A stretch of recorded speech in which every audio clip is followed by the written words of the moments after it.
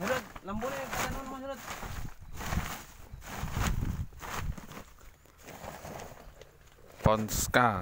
Ponska subsidi 2 sak berarti 100 kilo. DGW sekitar 20 kilo. Saya campur DGW 20 kilo.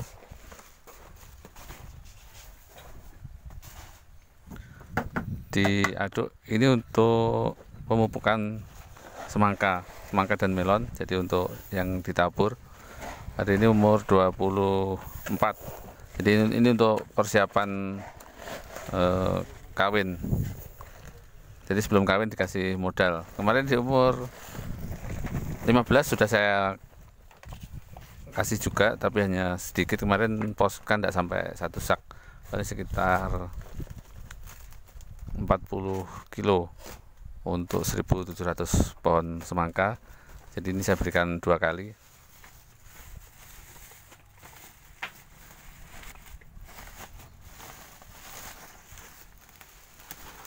Untuk pupuk yang ditabur kemarin Poska ditambah ZA, jadi Poskanya 40 kilo, ZA nya 20 kilo. Jadi pupuk susulan yang untuk ditabur kemarin Poska dengan ZA perbandingan 2:1. Sekarang Poska dan DGW.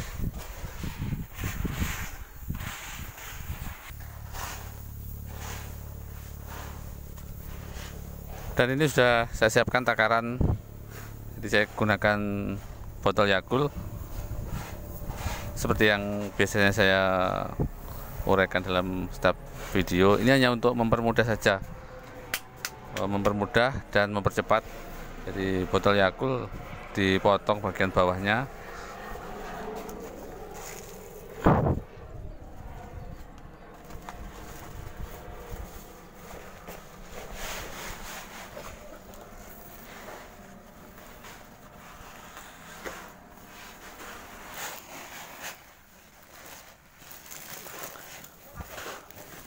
Jadi 1 botol Yakult ini kurang lebih 1 genggam. Jadi pas ini supaya lebih mudah dan lebih cepat daripada kalau digenggam gini terkadang tercecer di dekat tanaman. Dan ini ukurannya kurang lebih sama. Jadi lebih praktis.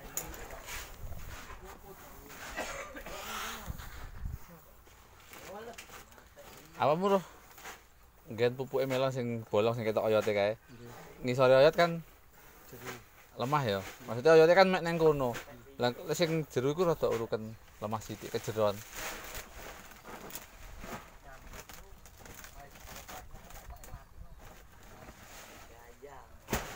Sing kadang sing dhuwur sampai tembus lemah ngisor. Lah sing wis sedengan ya wis jan.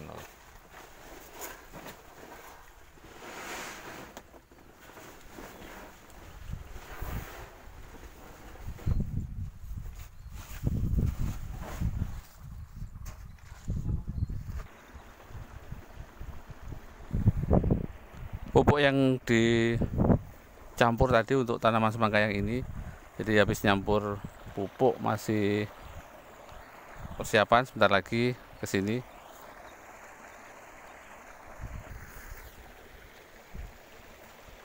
Jadi bukan hanya orang atau manusia yang butuh modal untuk kawin, tanaman semangka dan melon juga butuh modal ketika mereka memasuki usia kawin atau polinasi.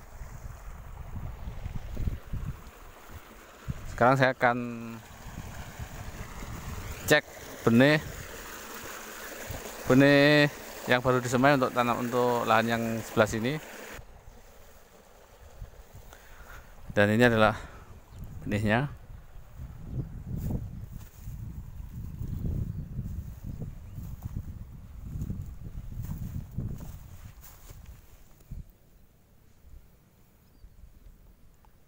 Ini untuk benih melon pertiwi sudah tampak menghijau.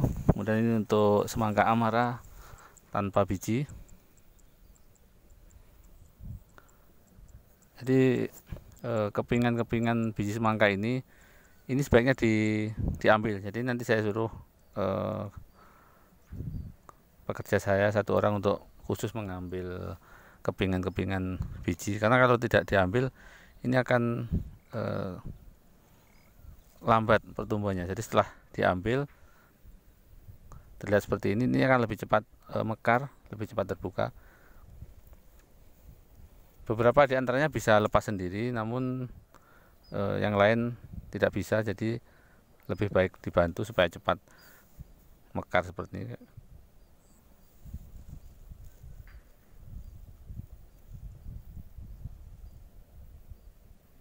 Harus hati-hati, keping ini harus dipertahankan. Kalau bisa kepingnya jangan sampai rusak, karena keping ini punya peranan yang sangat penting dalam pertumbuhan awal tanaman.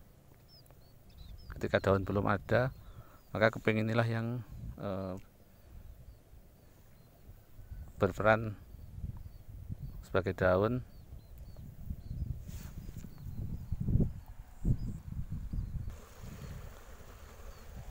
Jadi persiapan lahannya sudah selesai, kemudian plastik juga sudah dilubangi, benih sudah disiapkan. Ini tinggal menunggu benihnya agak besar sedikit, mungkin antara Sabtu atau Minggu atau paling lambat Senin sudah bisa ditanam.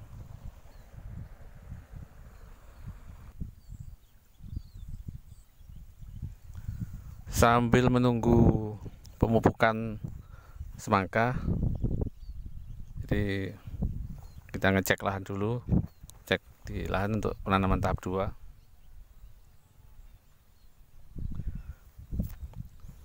Cek tanaman padi.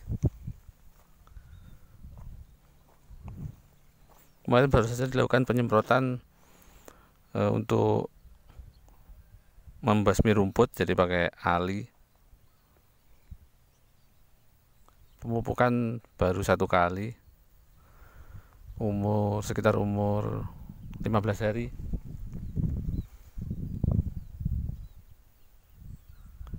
Kemudian pengobatan 1 kali kemarin bersamaan dengan pengobatan rumput. Jadi sementara ini yang sudah dikerjakan penanaman semangka tahap 1 dan tahap 2. Kemudian tahap 3 mulai hari ini mulai dilakukan pengolahan tanah, dan rencananya di lahan bekas padi ini nanti akan dilanjutkan dengan yang tahap keempat untuk tanaman semangka dan melon.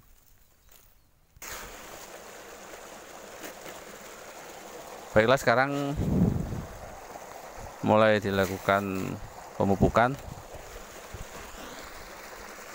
Ini adalah pupuk yang sudah dicampur tadi antara Posca dan DGW Compaction. Sebenarnya ini Posca saja tidak masalah, Posca ditambah ZA juga bisa. Cuman kalau untuk Posca penyerapannya sedikit lambat, jadi saya campurkan DGW.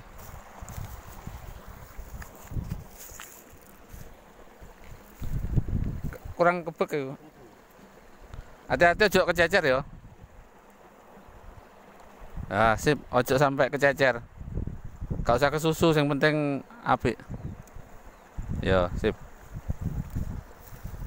Sak melone pisan kabeh ya. Ya melone pisan wis kabeh gak apa-apa.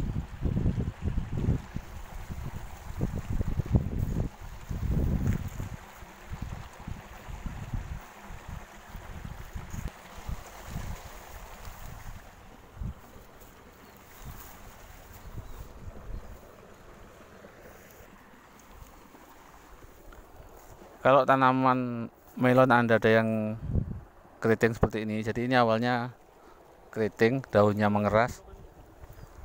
Iya, neng bolongan tengah-tengah ya iku wis. Hah?